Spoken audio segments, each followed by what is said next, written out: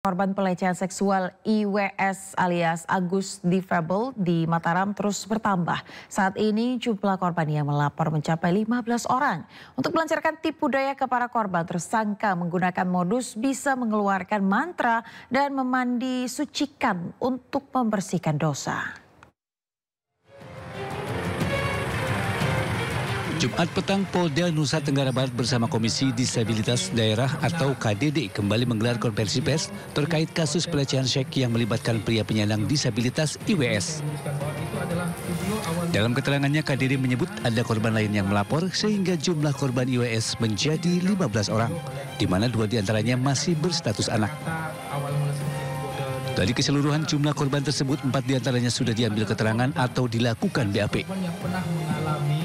Rencananya dalam waktu dekat polisi akan melimpahkan berkas IWS ke kejaksaan. Bahwa ada laporan yang pertama, korban-korban yang lain itu menjadi saksi pendukung sebagai saksi korban yang memang menyatakan atau mendukung bahwa memang pelaku melakukan perbuatan yang sama terhadap mereka.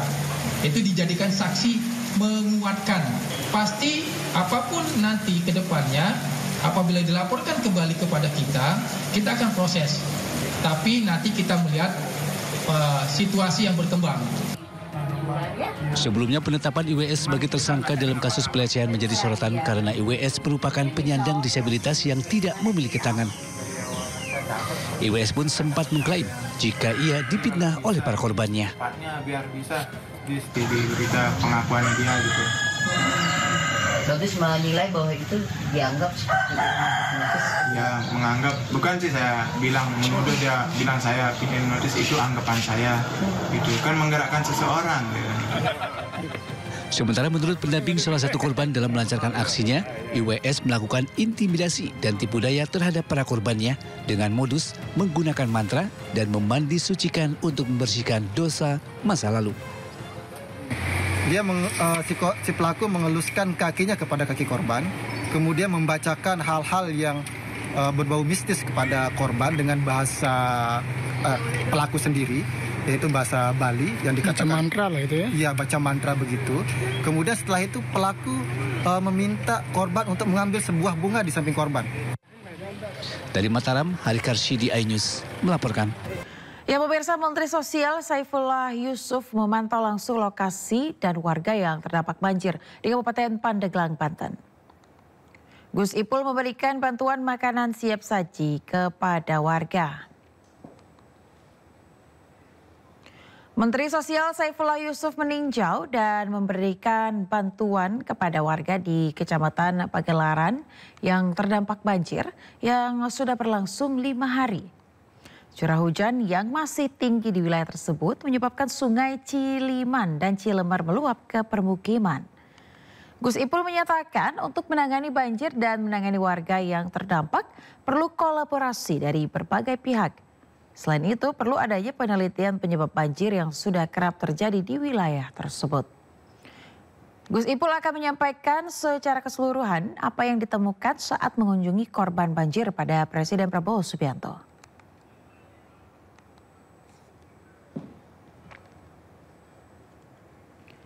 Bencana pergerakan tanah di Cianjur, Jawa Barat, pemirsa, semakin meluas di belasan kecamatan dan kemungkinan masih bertambah.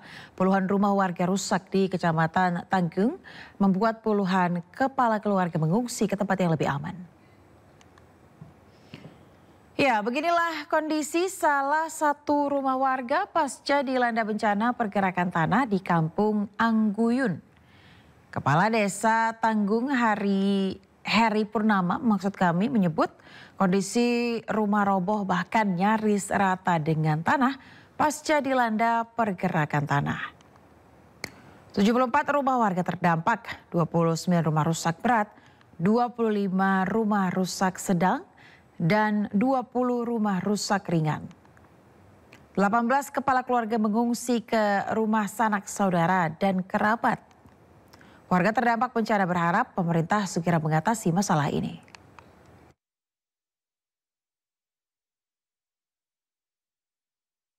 korban pelecehan seksual IWS alias Agus Difabel di Mataram terus bertambah. Saat ini jumlah korban yang melapor mencapai 15 orang.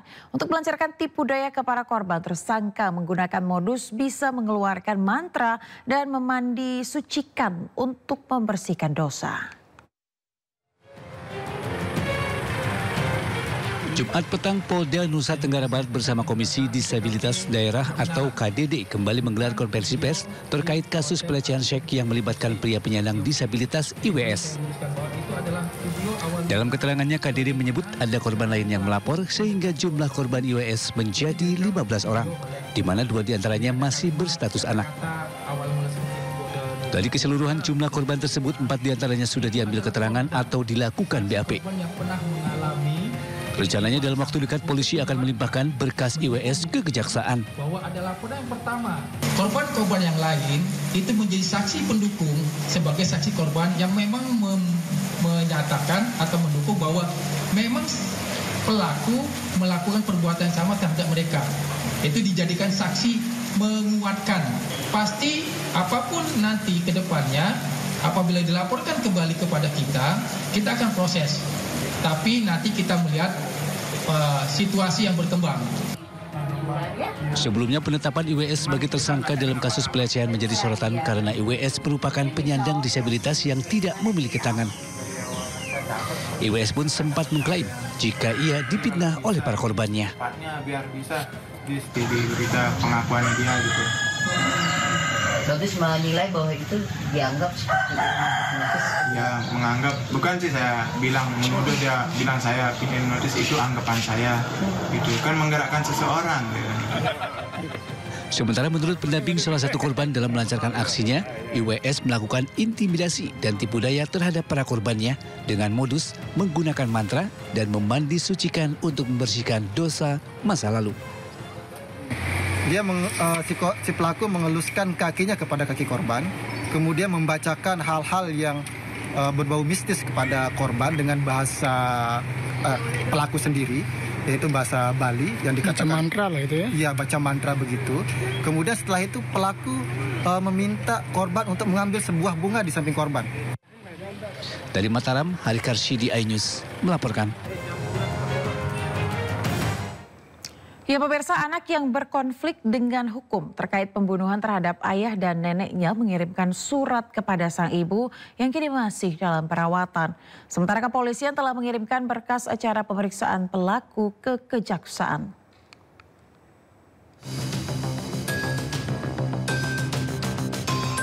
MAS, anak yang berkonflik dengan hukum setelah membunuh ayah dan neneknya, menuliskan sebuah surat untuk sang ibu yang kini masih dalam perawatan di rumah sakit karena mengalami sejumlah luka tusukan.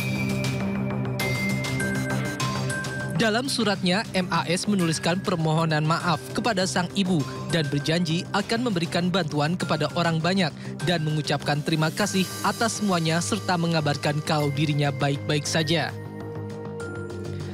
Sementara itu, penyidik Satreskrim Polres Metro Jakarta Selatan menyerahkan berkas pemeriksaan pelaku ke pihak Kejaksaan Negeri Jakarta Selatan meskipun hasil tes kejiwaan belum keluar.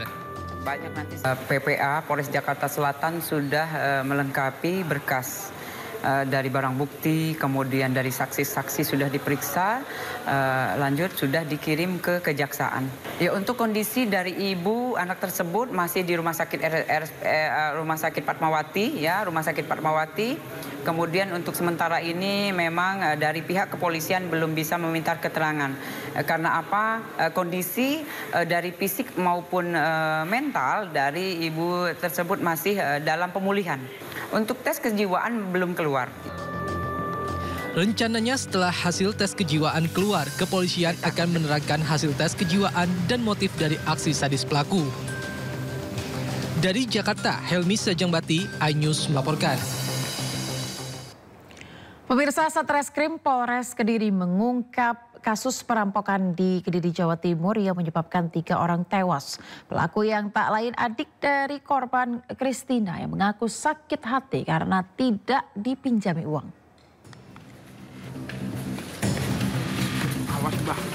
Yusa Cahyo Utomo, tersangka perampokan disertai pembunuhan 3 orang dalam satu keluarga di desa Pandatoyo, Ngancar, Kabupaten Kediri, Jawa Timur berjalan tertatih-tatih setelah dia-diahi timah panas saat akan ditangkap anggota Satreskrim Polres Kediri di wilayah Lamongan.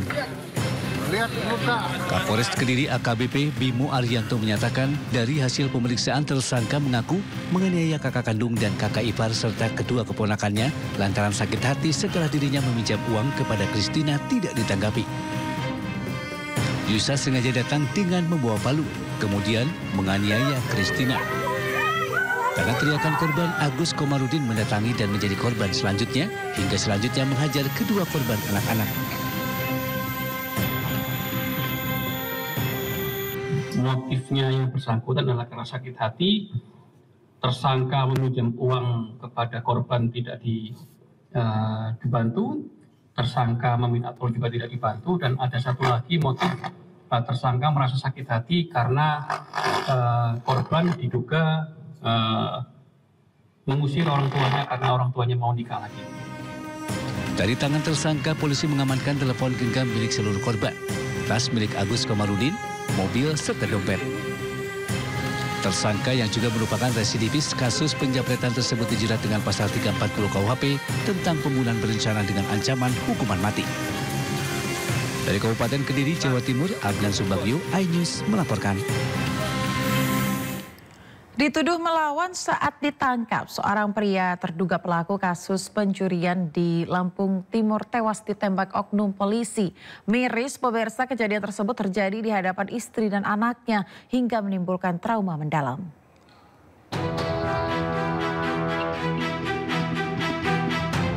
Ramadan, seorang terduga pelaku kasus pencurian kendaraan bermotor, tewas usai oknum polisi melepaskan timah panas ke bagian tubuhnya. Peristiwa tersebut terjadi saat polisi menangkap Ramadan di kediamannya di Desa Batu Badak, Kabupaten Lampung Timur, akhir Maret 2024 lalu.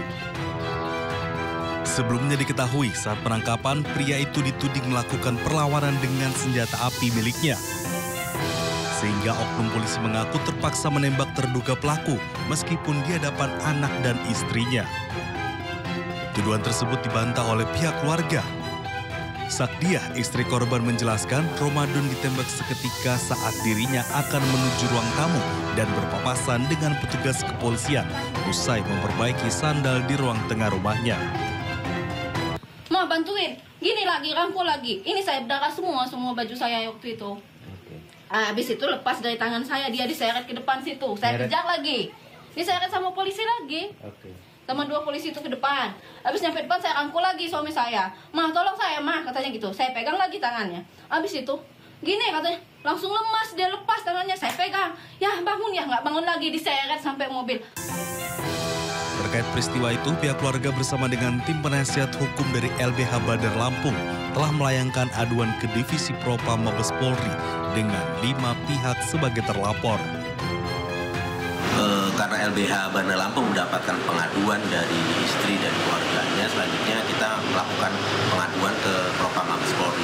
Dan prosesnya hari ini keluarga sudah dilakukan pemeriksaan dan terakhir Propam Mabes Polri juga telah mengirimkan surat perkembangan terhadap hasil pemeriksaan yang dilakukan dan ditemukan adanya dugaan pelanggaran etik. Keluarga pun berharap akan ada keadilan yang didapat pihak korban.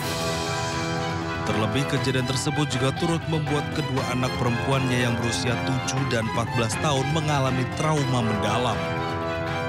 Dari Lampung Timur, Lampung, Tinus Tristanto, iNews melaporkan. Dalam sebulan terakhir, pemirsa, sejumlah aksi kekerasan telah dilakukan oleh oknum polisi di berbagai wilayah. Mulai dari tembak rekan hingga bunuh ibu dengan tabung gas.